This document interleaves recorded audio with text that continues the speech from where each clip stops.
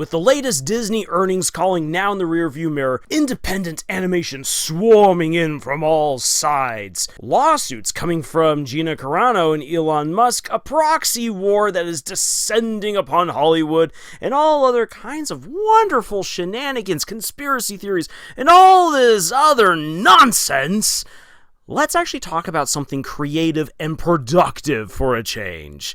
Hi there everyone, Lars here from Camille's Harem, not just a podcast by novice writers for novice writers, but also a YouTube channel by novice writers for novice writers, because writing is an adventure, it's more fun with friends. And in this video right here, I really want to sidestep a lot of the speculation, the prophecies of doom and gloom, of revolution, of change, and all this other nonsense, which honestly, so much of it is really too speculative for my liking right here. And I actually have some other things to say later on once we begin getting the numbers for how well Hazbin Hotel did, which so far all indications say that it was a phenomenal hit, and yet we still are waiting for the real numbers to finally arrive. There's a whole lot more to talk about. But right now, everyone is speculating about what's going to happen to poor old Mickey Mouse. And while I know very well, and I'm actually very much acquainted with how leadership can absolutely change the atmosphere of a working environment and completely reshape how people interact there and what they're able to produce and do and the relationships that they have, I get all of that. Let's step away from the speculation of who is going to control Disney, if the House of Mouse is going to fall apart, be torn apart like the House of Usher, or what's going to happen right here. Let's talk about creativity. What can Disney do to get themselves out of the hole that they are in? Because no matter who takes over Disney, and it doesn't matter really if Gina Carano and Elon Musk are able to take the House of Mouse to task, how are they going to move forward? It's clear now that Disney is floundering in the entertainment department, and without that, they lose one of their core pillars and everything else comes crumbling, crashing down. And as much as I want Glitch Productions to come and rule the world with their fantastic animation and storytelling, let's be honest here, we would lose something very precious, really to a lot of us, if Disney were to go completely under, because their back catalog of all their amazing masterpieces would also be torn apart, and we would lose access to being able to enjoy those again, update them, and build upon them, and all that good jazz. So what can Disney actually do? I have 4 suggestions right here that I believe that if they were given serious consideration, regardless of who's in control, there is a shot that they could do something amazing for Disney. And yes, I'm saying that right now with the very clear understanding that Bob Iger is running the Disney company into the ground with all of his horrible mandates and everything like that. I get that, but still, hope springeth forth eternal. Let's start off with something that I've talked about quite often before here on our channel, and that is the connected cartoon universe. The very real, and not just a theory anymore, but a very real plausibility of crossing over Gravity Falls with Amphibia and the Owl House. Let the return of these 3 big shows be the comeback for Disney television animation, whether that be on their channels or on Disney Plus. You need this. You need to bring people back with the cartoons that they enjoy. And this is not just for kids. This goes for adults as well. Do you have any idea how many adults have loved these shows and still do? When the Bill Cipher Journal was announced, you had people coming out of the woodworks all over the globe to already pre-order this book. Gravity Falls is still a juggernaut, and Amphibia and the Owl House are still remembered very, very fondly, and people want more of these incredible stories. But even better than that, the creators put in all of the means canonically for these characters and their universes to cross on over and have some big events that could then spin off other shows, other adventures, maybe even television movies, what have you. It is a great opportunity, but more so than this, Disney needs to start creating merchandise for these shows. As you bring them back, bring on over merchandise, make that available to the public, because people do want to consume the stories that they love. Sure, it's not going to be a massive billion-dollar moneymaker, but yet, when you look on over at what Japan does with their anime industry, it is incredible how much money they're able to make and how they're able to offset costs with good stories and with enough merchandise being sold. Disney, don't just kill your shows. They were a big thing that got kids invested and really brought them on up as adults, loving all the different kinds of stories that the House of Mouse could tell. Bring back these shows and give us the connected cartoon universe. Now, my other 3 suggestions are for movies. Movies that I think would do brilliantly for Disney in terms of their audience and their pocketbooks. Very first one right here is this. Disney needs to adapt The Candy Shop Wars by Brandon Mull. The reason why I say this is because, for one thing, it would be incredibly cheap to make.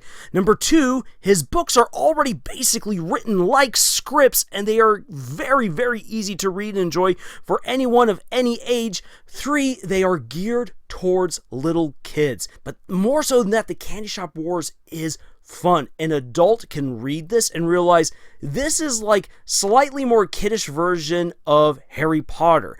It has a fantastic story right here of these kids, just your normal every day-to-day grade schoolers who stumble upon a new candy shop in town and discover that it is run by a witch, and she is in competition with other witches and wizards to control this town through the special goodies that they are releasing to the public. And so the kids must discover who are the good guys, who are the bad guys, and then by using special magical candies, they then go to war to protect their towns and their families. It is hilarious, it is cute, it gets super dark at times, it is fun. Brandon Mull is a genius with words and a genius with really bringing to life kids, giving you regular, relatable children, and yet putting them into fantastical situations that you as the audience just lap up. You're not questioning anything. He just delivers it so straight face that it works. And jumping back to the realms of merchandise, Disney, just picture this for a little moment right here.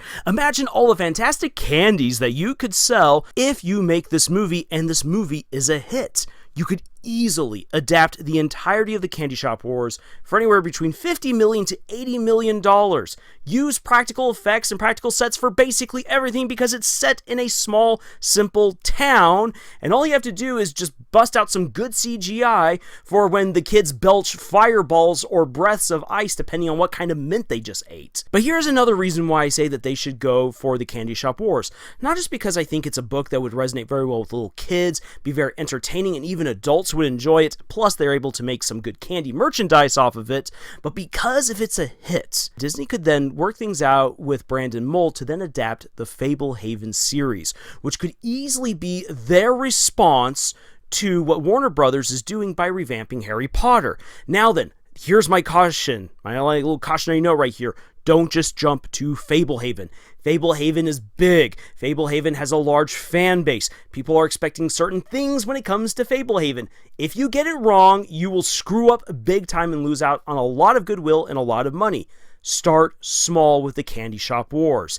Keep it simple and you can make a big buck, garner the goodwill of the massive Brandon Mull fan base, and then get them excited for Fablehaven.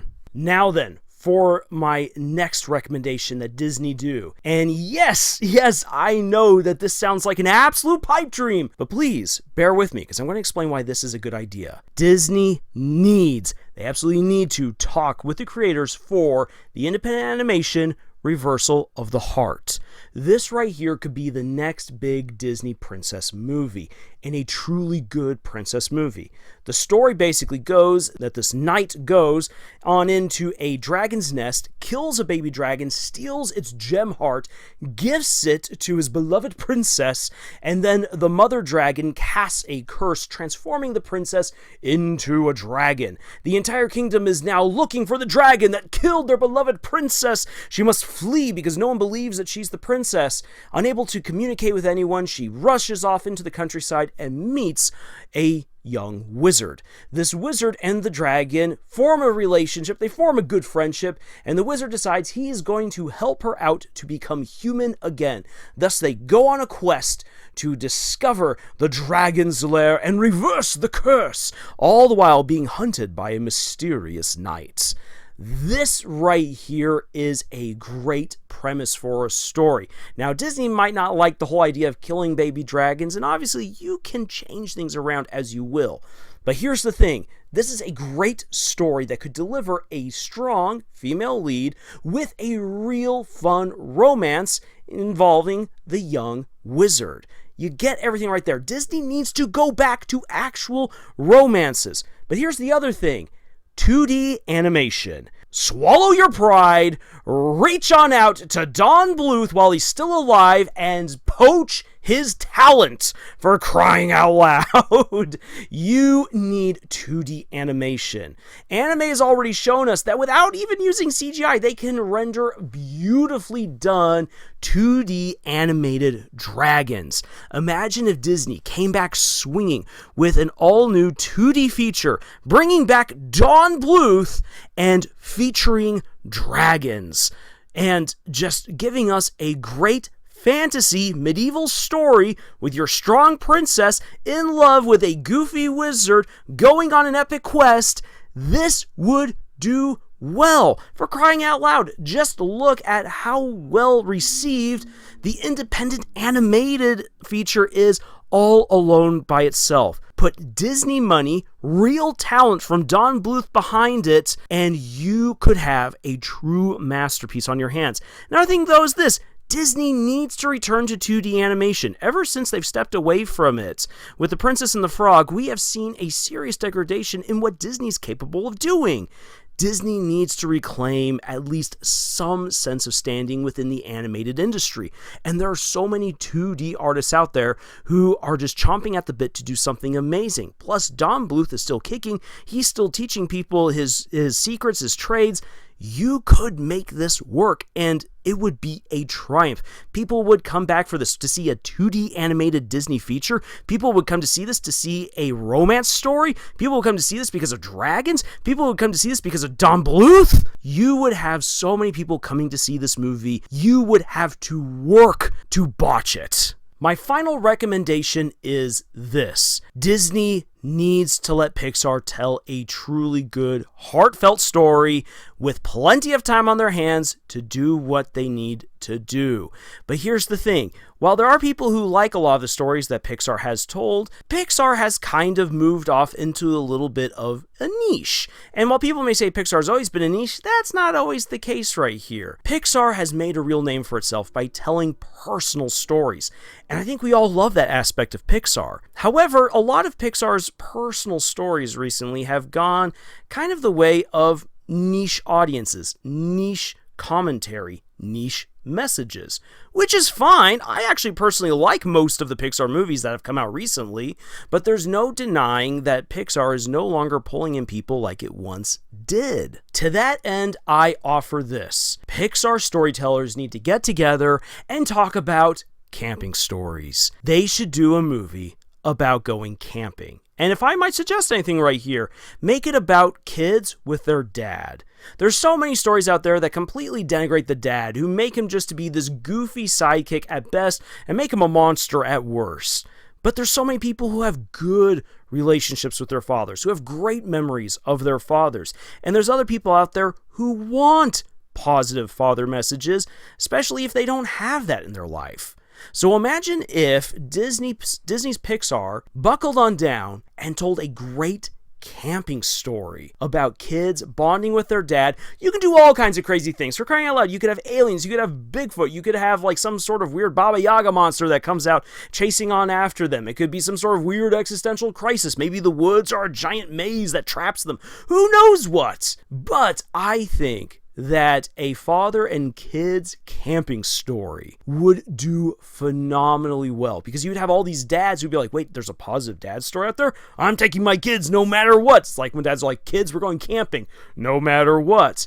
And you could have so many great moments in this movie that could connect with people regarding all their different camping experiences. From being in a tent versus RVs and campers, to it raining or snowing, hailing. Crud, I have too many camping stories that I could probably share here on this channel alone. And I've known so many other people who've gone on crazy camping trips with their fathers. This is just a treasure trove of possibility. And again, Pixar just has that beauty, has that flair, has that heart. Attach all of that to a great story centered on a father and his kids, and I guarantee you would have a smash hit. So those are my recommendations for The House of Mouse right there. And yes, I understand there's a lot going on right now, and much of this comes across really as a pipe dream. However, here's the thing that I think everyone should consider. Regardless of who ends up controlling the House of Mouse, whoever runs Disney, or if Disney's torn apart by Blackwell or what have you, Disney needs to make great stories again in order for it to survive. Even though it's become this massive conglomerate of all these different companies, without the heart of Disney, which is the stories that it tells,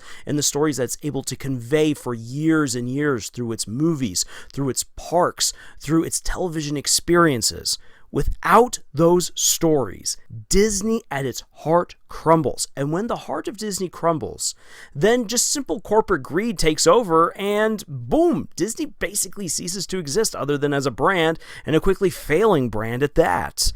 So no matter who takes control of Disney, and everyone is just talking numbers, numbers, numbers, and I understand how important the numbers really are, the point is that there still needs to be a creative heart. There needs to be boldness, just as Walt Disney himself was bold. Even the people who are like, yeah, Disney needs to return to its roots, when you ask them what it is that they should do, they just say, do more of the same. More of the same of what? Well, like give us some more of like Beauty and the Beast and The Lion King. Yeah, that's really good. Yeah, just kind of do that again. That doesn't actually give you any sort of great good advice going anywhere, because you need to be inventive, you need to be creative, you need to have specific stories in mind, things that you can adapt, new things that you can do. You have to be like Walt Disney and be bold, be engineering, be inventive, and look for something new, the newest story that you can tell. So rather than focusing on all of the sequels and prequels, which was what basically we got from the latest Disney's earning